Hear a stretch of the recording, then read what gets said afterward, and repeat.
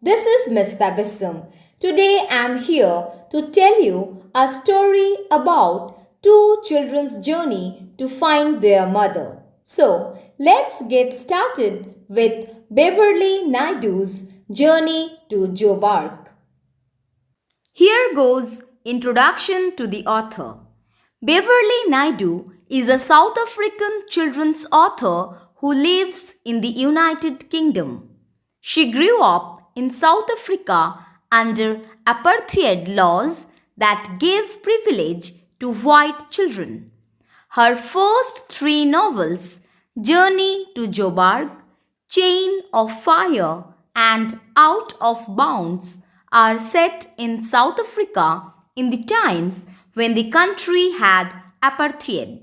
Some other books of Naidoo include No Turning Back, The Great Tug of War, and Other Stories, Out of Bounds, Stories of Conflict and Hope, Web of Lies, which is a sequel to The Other Side of Truth, written in the year 2000, Burn My Heart, Call of the Deep, and Death of an Idealist. Naidoo received Carnegie Medal in the year 2000 for The Other Side of Truth. She won the Joseph Frank Award twice, in 1986 for Journey to Joburg and in 1997 for No Turning Back, a novel of South Africa. Journey to Joburg also won Britain's The Other Award. Characters of Beverley Naidoo's Journey to Joburg. Naledi is a 13-year-old girl. Tiro is the brother of Naledi. The story Journey to Joburg revolves around these two characters. These are the protagonists of the story and they are siblings. Another main character is Grace. She is a lady who works in the same neighborhood with the mother of Naledi and Tiro at Johannesburg, who promised these two children to help them meet their mother. Another minor character is the policemen who were at the station during the pass raids. Journey to Joburg explores the times of apartheid in South Africa. A 13-year-old girl named Naledi and her brother Tiro live with their little sister, their grandma, and their aunt. The children's mother lives and works in Johannesburg. One day, the children set off on a journey to find their mother and bring her back. On the way, they meet a woman named Grace, who works in the same neighborhood as their mother. It is arranged that Grace would help the children meet their mother at the Johannesburg station. It was rush hour when they got on the train to Soweto and the children clung on tightly to Grace. There was no sitting space and it felt as if all their breath was being squeezed out of them. Grown-up bodies pressed in from above and all around them. Some people laughed, some people swore, and others kept silent as the train shook and lurched on its way. At each station, the crowd heaved towards the carriage door, people urgently pushing their way through. Naledi and Tiro tried to press backwards to stay close to Grace. As I have already said that the children set off on a journey to find their mother, so they are on their way to Johannesburg station. The train became more crowded as it went through Soweto, which is the largest urban black settlement in South Africa. There was no place to sit, and thus the children got squeezed. The compartment had normal scene. Some people laughed and talked, while the others were silent listeners. At each station, the crowd moved towards the exit door by pushing the people for boarding down from the train. Naledi and Tiro tried to stay close to Grace so that they were not moved by the crowd. But in a sudden surge at one of the stations, they found themselves being carried forwards, hurling out onto the platform. They desperately tried to reach back to the open door, but passengers were still coming out. Although the train was already beginning to move on, Naledi was just able to see Grace wedged inside. She was trying to get out, but the train was on its way. Naledi and Tiro looked at each other in dismay. What now? But unfortunately, in a sudden forceful flow at one of the stations, Naledi and Tiro themselves were being carried forward and thrown forcefully onto the platform.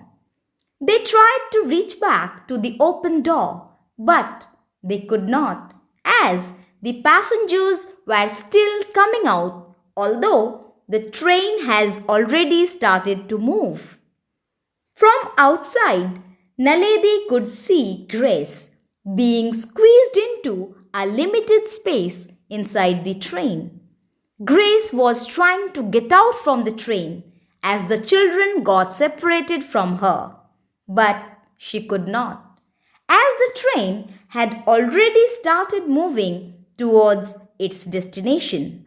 The two siblings then looked at each other sadly and depressed as to what to do next.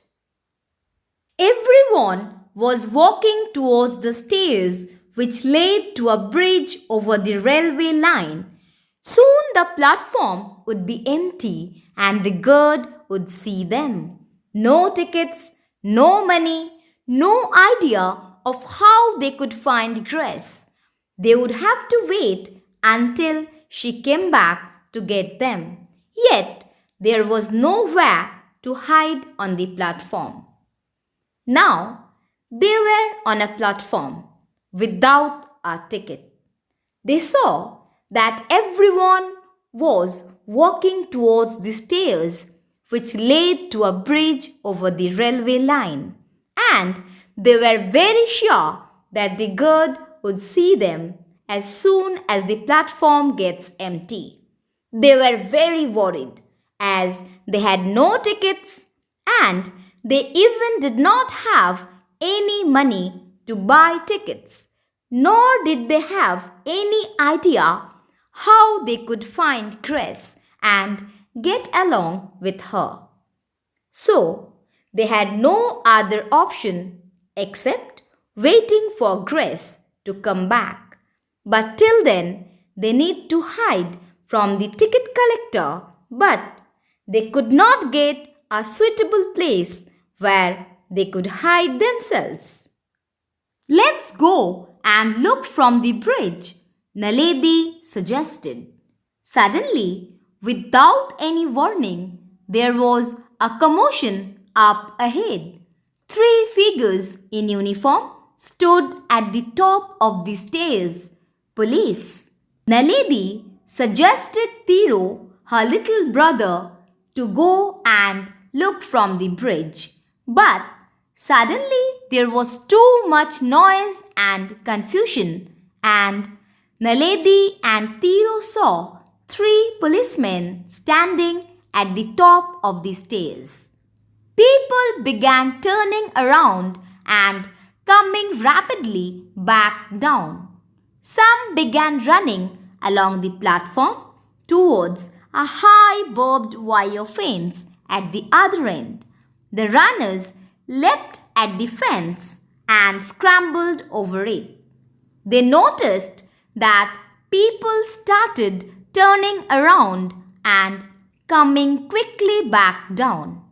Some began running along the platform towards a wired fence. People who were running jumped at the fence and crept over it. Others jumped down to the track, sprinted over the railway lines, and clambered up to the opposite platform. But just as they got there, more policemen appeared on that side. Others jumped down the track. Few ran over the railway lines and clambered up to the platform on the other side. But just as these two children got there, more policemen appeared on that side. Word meanings. First, Joburg, an informal name for the city of Johannesburg in South Africa. Second, rush hour, the time in the morning or evening when there is heavy traffic because people are traveling to or from work. Third, Soweto, the largest black urban settlement in South Africa. Fourth, clung on means to held tightly. Fifth, lurched, moved forwards in a sudden, unsteady way. Sixth, heaved, moved with great effort. Seventh, surge means a sudden, forceful flow. Eighth, hurling means throwing forcefully. 9. Desperately, showing little hope. 10. Wedged, squeezed into a limited space. 11. Dismay, a worried, sad feeling. Hopelessness. 12th. Commotion, a state of noisy confusion or excitement. 13th. Scrambled, moved quickly using hands too. 14th. Sprinted means ran. Now, here we have reference to the context. Let's go and look from the bridge. Who is the speaker here? Answer. Naledi is the speaker here. Second, to whom was she speaking? Answer. Naledi was speaking to Tiro. Third, whom were they looking for? Answer. They were looking for their aunt Grace. Here are some in-text questions. Question number 1. Where was Grace taking Naledi and Tiro? Answer. Grace was taking the children to meet their mother at the Johannesburg station. Second, how were the children traveling? Answer. The children were traveling by train. Third, how old was Naledi? Answer. Naledi was 13 years old. Fourth, why did Naledi and Tiro go to the arrested man's house? Answer. Naledi and Tiro went to the arrested man's house to get his pass. That's all for the day. We will be continuing the remaining part of the story in our next lecture. Thank you. Have a great day ahead.